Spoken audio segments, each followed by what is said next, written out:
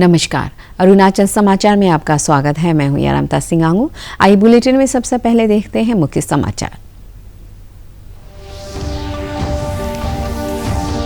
मुख्यमंत्री पेमा खांडू ने तवांग जिले के जंग में sub divisional level monitoring committee की बैठक की अध्यक्षता करते हुए परियोजनाओं को समय पर लागू करने और योजनाओं का लाभ लक्षित समूहों को सुनिश्चित करने पर दिया जोर। मुख्य सचिव ने तवांग में स्थानीय जनप्रतिनिधियों और वरिष्ठ अधिकारियों के साथ की बैठक।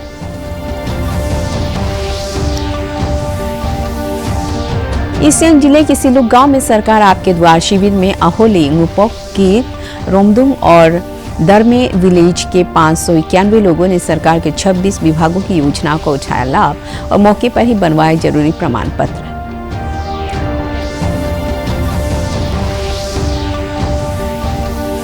ईटानगर के गवर्नमेंट हायर सेकेंडरी स्कूल में स्टेट लेवल साइंस सेमिनार आयोजित। रामकृष्ण शारदा मिशन स्कूल खोंसा की छात्रा बोबी कातो ने पहला, बीकेबी जिरदिन की छात्रा फुरबा द्रेमा फीला ने दूसरा और रूपलैंड पब्लिक स्कूल रूपा के अन्या जुंगलुजू ने हासिल किया तीसरा स्थान। मुख्यमंत्री पेमा खांडू ने आज तवांग जिले के जंग में sub divisional level monitoring committee SDLMS-C की बैठक की अध्यक्षता की। इस बैठक में जनप्रतिनिधियों और संबंधित विभागीय अधिकारियों ने हिस्सा लिया। मुख्यमंत्री ने परियोजनाओं को समय पर लागू करने और कल्याणकारी योजनाओं का लाभ लक्षित समूहों तक पहुंचाने के लिए अधिकारियों से कठिन परिश्रम करने को कहा। उन्होंने कहा कि राज्य सरकार प्रदेश के सुदूर इलाकों तक मूलभूत सुविधाओं को सुनिश्चित करने और स्थानीय लोगों को आत्मनिर्भर बनाने के लिए प्रतिबद्ध है। अरुणाचल प्रदेश के मुख्य सचिव धर्मेंद्र ने तवांग में स्थानीय विधायक, जिला उपायुक्त, योजना सचिव, मुख्यमंत्री ने आयुक्त और विभागीय प्रमुखों के साथ योजना की प्रगति पर समीक्षा बैठक की। मुख्य सचिव ने कहा कि सरकार द्वारा शुरू की गई सरकार आपके द्वार कार्यक्रम का लाभ बड़ी संख्या में लोगों को मिला है और अब यह शिविर सभी जिलों के लिए रूटीन कार्यक्रम होगा। उन्होंने अधिकारियों से सरकारी योजनाओं के लाभ से वंचित नागरिकों की सूची बनाने और सरकार आपके द्वार शिविर के दौरान विशेष रूप से लाभ सुनिश्चित करने को कहा, ताकि 100% लोगों को कल्याणकारी योजनाओं का लाभ पहुंचाने के लक्ष्य को पूरा किया जा सके। मुख्य सचिव ने राज्य के सभी गांवों को मूलभूत सुविधाएं पहुंचाने, नगरीय क्षेत्र में विशेष रूप से स्वच्छता और विकास परियोजनाओं को गुणवत्ता और पारदर्शिता के साथ समय पर पूरा करने को कहा। प्रधानमंत्री नरेंद्र मोदी ने गुरुवार को अहमदाबाद के मोटेरा में नरेंद्र मोदी स्टेडियम में 36वें राष्ट्रीय खेलों का उद्घाटन किया। अपने संबोधन में प्रधानमंत्री ने कहा कि टारगेट ओलंपिक पोडियम स्कीम खिलाड़ियों की सफलता में महत्वपूर्ण भूमिका निभा रही है और खिलाड़ियों का भविष्य संवार रही है।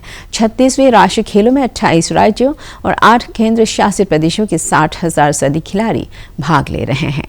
देश में ये सबसे बड़ा खेल आयोजन है। इन खेलों में तीरंदाजी, दौड़, खो-खो, जिम्नास्टिक, टेबल टेनिस, निशानेबाजी, स्क्वैश, वॉलीबॉल, कुश्ती, weightlifting, kabaddi, boxing, cycling, football, golf, hockey, योगासन सहित कई खेलों का आयोजन होगा। ये खेल 6 शहरों के 15 स्थानों पर आयोजित किए जा रहे हैं और 12 अक्टूबर को संपन्न होंगे।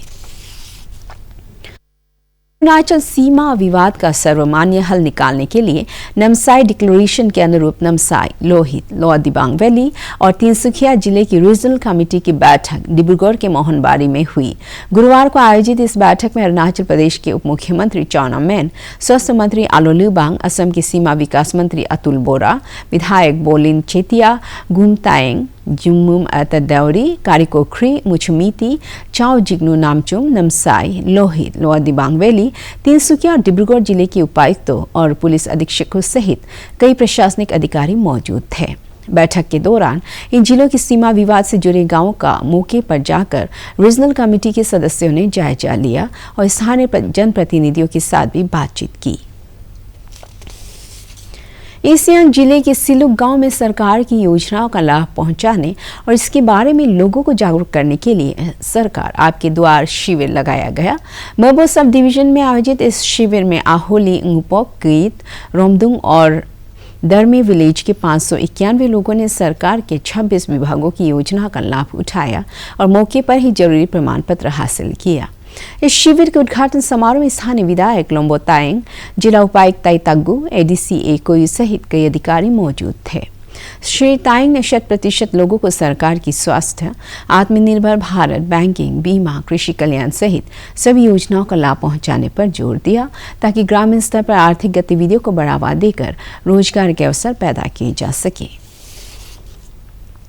काफ़ी पब्लिक को बेनिफिट मिलने वाला है क्योंकि जैसे रेशन कार्ड, केसीसी लोन, जितना भी गवर्नमेंट का प्रोग्राम है डिपार्टमेंट का, हॉर्टिकल्चर का, एग्रीकल्चर का, और सभी को यहाँ में उन लोगों को यहाँ दे रहा है। जैसे पासीघाट में कोई लोग जा नहीं सकता है, उन लोगों के लिए यहाँ प्रोग्राम कर रहा है, यहाँ पीआरसी दे रहा है, सभी चीज़, बैंक लोन का भी यहाँ में है और वेटरनरी का भी, दवाई का भी, सभी प्रोग्राम को, और आधार कार्ड, पूरा सब बेनिफिट मिलने वाला है लोगों को। हम 6 लोग लबासना मसूरी से सिलुक विलेज इन अरुणाचल प्रदेश के विलेज विज़िट पर आए हैं और विलेज विज़िट का हमारा मकसद यही था कि हम रूरल लाइफ को समझें और कैसे रूरल लाइफ से इंटरेक्ट करें, यहाँ से सीख के जाएं, अच्छी प्रैक्टिसेस हम सीखें और आगे जब भी सर्विसेज में जाएंगे या आगे जब भी हमें मौका मिलेगा तो वो प्रैक्टिस को हम इमुलेट करें आगे जाके।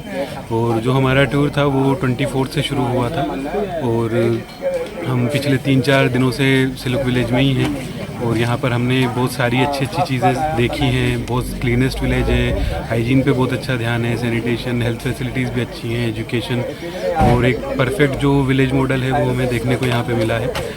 और आज जो प्रोग्राम है सरकार आपके द्वार, ये भी बहुत अच्छा है। यहाँ पे हमें लाइन डिपार्टमेंट्स को एकदम बिल्कुल स्ट्रीमलाइन फंक्शनिंग देखने को मिली है और विलेजर्स का भी अच्छा रिस्पॉन्स है और they are coming in huge numbers to register their grievances and to register their problems. And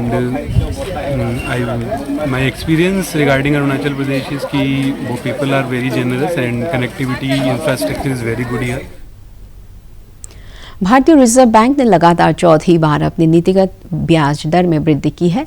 reserve bank के गवर्नर शक्तिकांत दास ने आज संवाददाता सम्मेलन में ऋण देने की रेपो दर में 50 आधार अंक की बढ़ोतरी करने की घोषणा की। इसके साथ ही रेपो दर बढ़कर 5.90% हो गई है, जो 3 साल में सबसे अधिक है।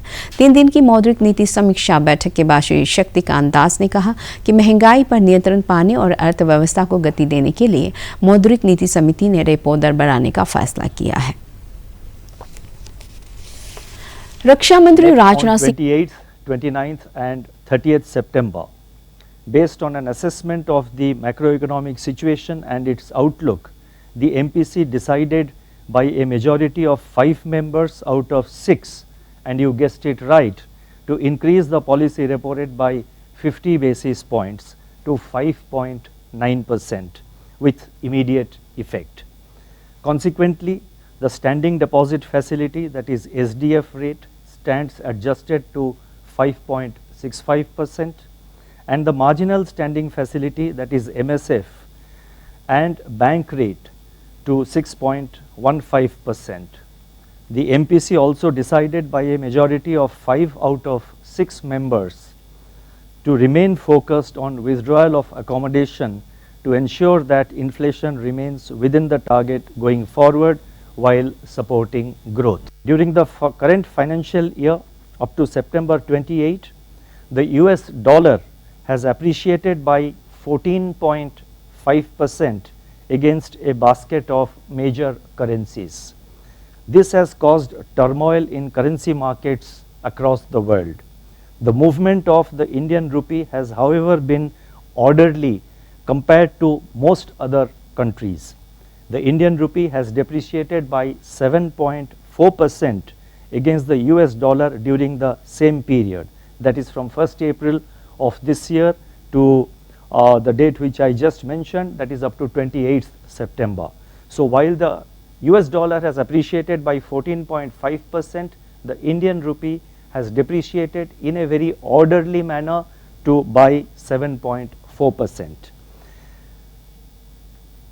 And रक्षा मंत्री राजनाथ सिंह ने गुरुवार को चीन की सीमा से लगे दिबांग वैली जिले के आनिनी के पास अग्रिम इलाकों में तैनात सेना की 3री कोर के जवानों और अधिकारियों का हौसला बढ़ाया। रक्षा मंत्री ने वास्तविक नियंत्रण रेखा से लगे इलाकों में देश की रक्षा तैयारियों का जायजा लिया। फिर आगे आओ, इसे क्यों खड़े हो, इतने लंबे लंबे हो।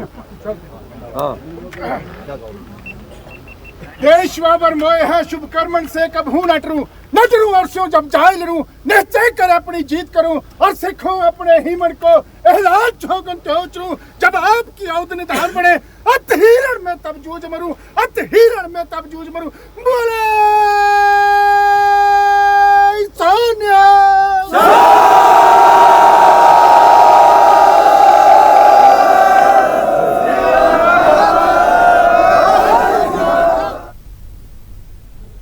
राजीव गांधी यूनिवर्सिटी रोनो हिल्स डोईमुख में शिक्षण सत्र 2022-23 में प्रवेश लेने वाले छात्राओं ने आज इंडक्शन सेरेमनी सह ओरिएंटेशन प्रोग्राम आयोजित किया गया। इस अवसर पर राज्य के गृह मंत्री बामांग फेलिक्स, विधायक हायांग मांगफी, आपसू के अध्यक्ष ताना दोजी तारा सहित कई गणमान्य व्यक्ति मौजूद थे।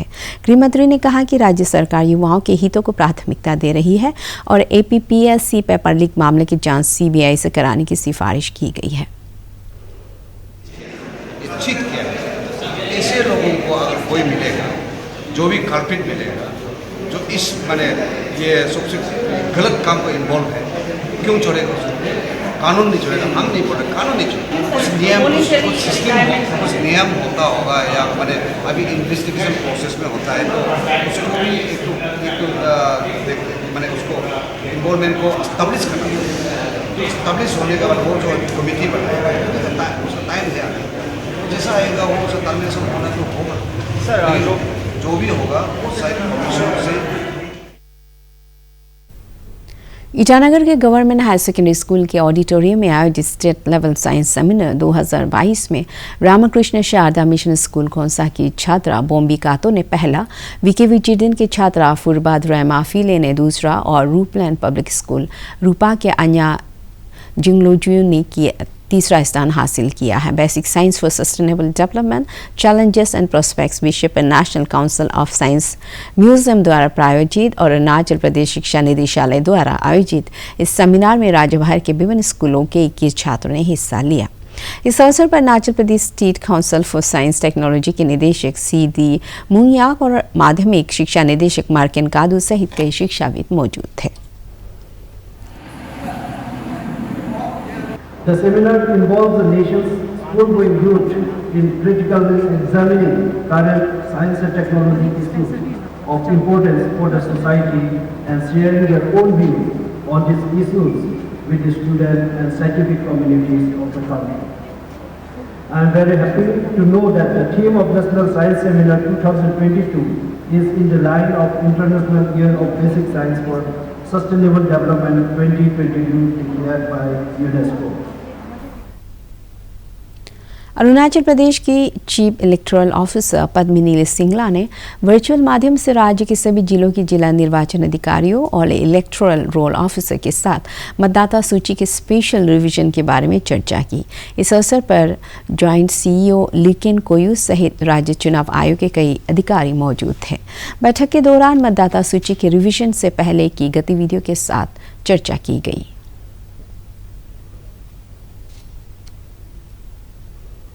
पर्यटन को बढ़ावा देने और स्थानीय संस्कृति के प्रचार प्रसार पर आधारित जीरो म्यूजिक फेस्टिवल गुरुवार से शुरू हो गया है। लोअर सुबनसिरी जिले के जीरो में आयोजित 4 दिवसीय इस महोत्सव में देश विदेश के पर्यटक और संगीत प्रेमी हिस्सा ले रहे हैं।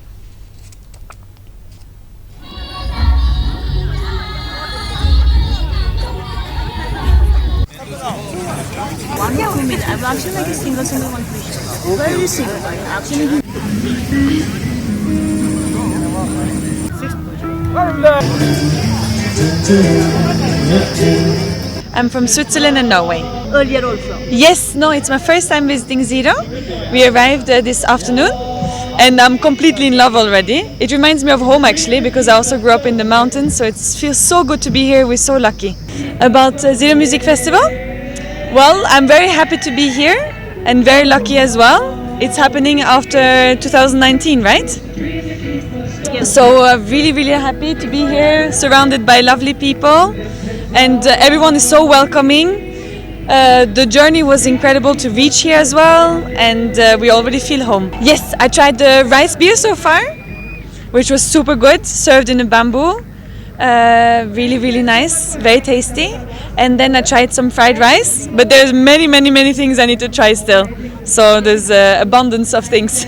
It's known to be one of the most like prominent music festivals in India. It's also in the Zero Valley, which is a very special place, I think. I think it's not just the people that come here, but also the setting of the music festival itself. It feels very nice. It was a long journey from.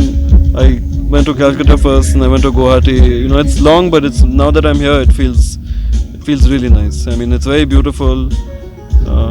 The valleys. I mean, every direction you look in, it's very spectacular. So yeah, it feels amazing. प्रधानमंत्री नरेंद्र मोदी के जन्मदिन समारोह के तहत देश भर में 17 सितंबर से 2 अक्टूबर गांधी जयंती तक सेवा पखवाड़ा के तहत कई कार्यक्रम आयोजित किए जा रहे हैं। भारतीय जनता युवा मोर्चा द्वारा इसके तहत ईटानगर में रक्तदान शिविर लगाया गया और आज इंटेलेक्चुअल मीट एंड सेमिनार आयोजित किया गया। मेरा नाम तवायाम नाबम है।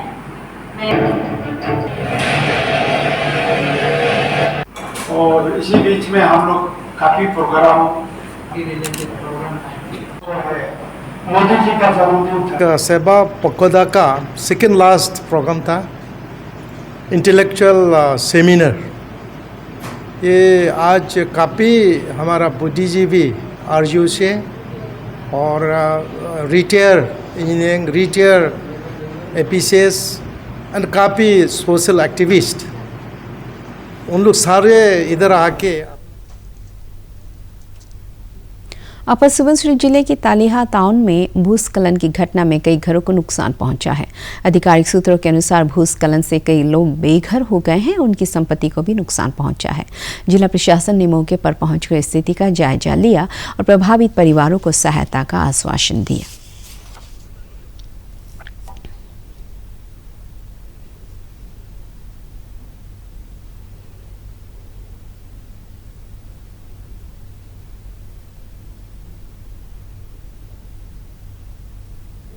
अरुणाचल समाचार के आज के अंक में इतना ही। जाने से पहले आप सभी से अनुरोध है कि कोविड-19 के दिशा निर्देशों का पालन करें, हमेशा मास्क लगाएं, बार-बार हाथ धोएं और सोशल डिस्टेंसिंग के नियमों को मानें। कोरोना महामारी से बचाव के लिए आपका वैक्सीन लगवाना भी जरूरी है। अगर आप वैक्सीन लगवाने के पात्र हैं तो जरूर लगवाएं। हम कल फिर हाजिर होंगे अरुणाचल और देश दुनिया की खबरों के साथ। चलते चलते आपको बता दें कि आप अरुणाचल समाचार हमारे YouTube channel DD news Arunachal पर भी देख सकते हैं। देखते रहे अरुण प्रभा। नमस्कार।